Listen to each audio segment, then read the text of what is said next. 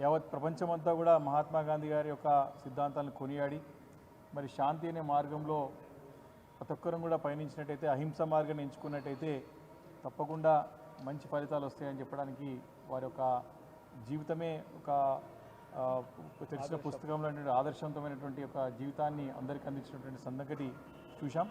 మరి మహాత్మా గాంధీ గారు ఒక సిద్ధాంతాన్ని పాటించి మరి తెలంగాణ రాష్ట్ర సాధకుడు కేసీఆర్ గారు కూడా వారి యొక్క మార్గాన్ని పయనించి మరి 13 సంవత్సరాలు సుదీర్ఘమైనటువంటి పోరాటం చేసి మరి మహాత్మా గాంధీ గారు చూపెట్టిన బాట శాంతితోని అహింసా మార్గంలో రక్తం బొట్టు కూడా చిందకుండా తెలంగాణ రాష్ట్రాన్ని సాధించినటువంటి ఘనత కూడా కేసీఆర్ గారికి దక్కుతున్నది.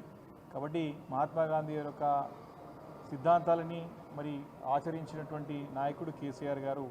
కాబట్టి వారి యొక్క వర్ధంతి సందర్భంగా మరి వారికి ఆత్మ శాంతి చేకూర్చే విధంగా మరి అందరం కూడా వారికి ఒక నిమిషం కూడా మేము మౌనం పాటించి వారికి శ్రద్ధాంజలి ఘటిస్తూ ఉన్నాం.